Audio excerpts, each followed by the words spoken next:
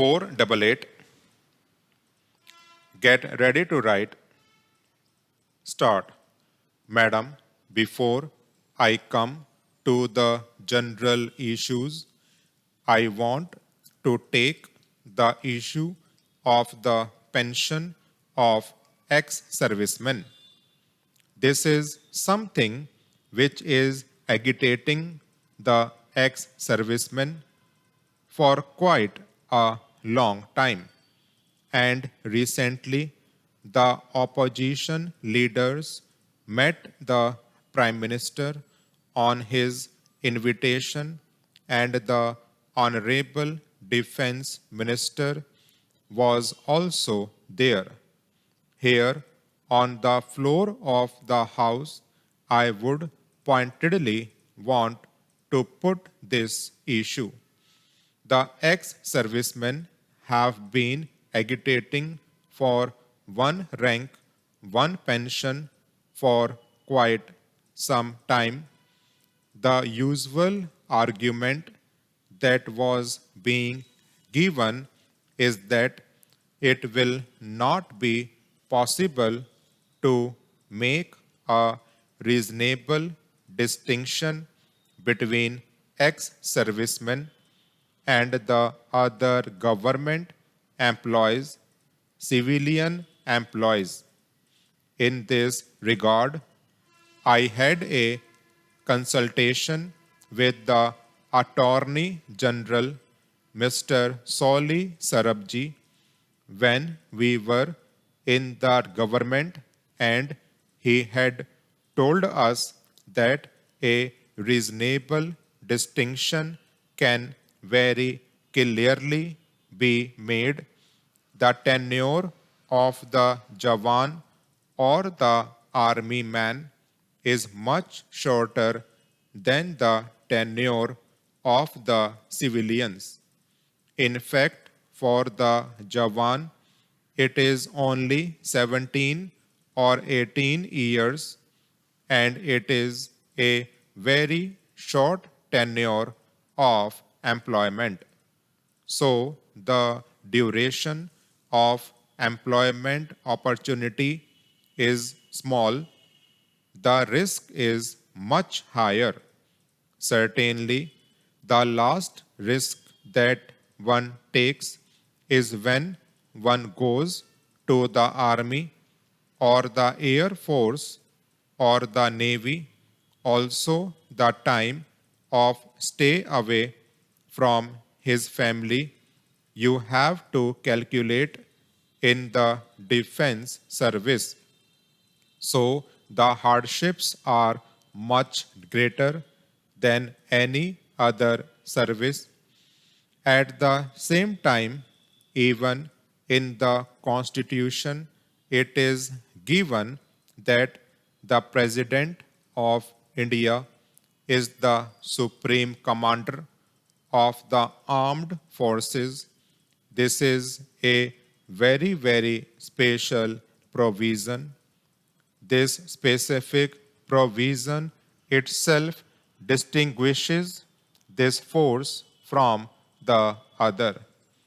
I want to assure the Honorable Minister that if any legislation is required or anything of that sort is required to protect the ex-servicemen, we are ready to cooperate with the government, and the government can bring a legislation where there can be no doubt about their separate classification. In this regard, the National Front government had taken a decision in October 2000 to give benefits of pension to the ex-servicemen. The CCP had taken the decision of giving benefits from Sepoy to Subedar Major level. The government had in mind to give it to all the officers also. The commitment of the government for the officers was made clear through a press release on behalf of the government. I want to state it clearly on the floor of the House that in matters of public interest, there is no question of secrecy because we are all concerned with a matter in which the ex-servicemen are emotionally involved. May I state that from the meeting we had with the Prime Minister in the presence of the Defense Minister, we clearly understood and we were given the assurance that the benefits that will accrue to the ex-servicemen will not be less than what the National Front government had agreed to give them. Here also we were given the assurance that a statement to this effect would be made on the floor of the House by the Defense Minister. I look forward to that statement and that clarification on the floor of the House.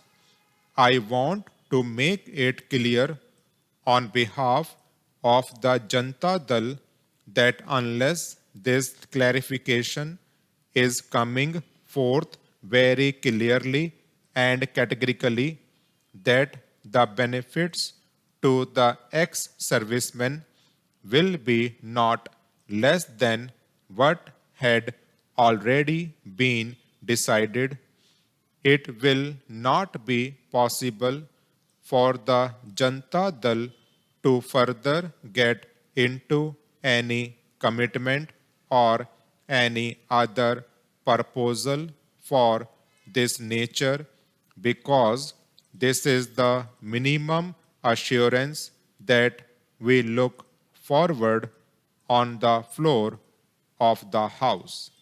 Governments may come and governments may go, but any assurance given on the floor of the House has much greater weight. This is what we have understood. If there is any difference in understanding between the Honorable Minister and what I am saying, it may be clarified. But this is what we demand on the floor of the House today. The announcement must come right now from the Defense Minister that the benefits will not be less than what had already been decided up to the government. Now coming to the general debate, though there is a 4% increase, a nominal increase in the budget provisions of the Defense Ministry, if we take care of global inflation and devaluation, in real terms, there is a cut in the defense budget. We know that there is an economic hardship. We are in difficult times, but import of real cut in real terms should be fully understood.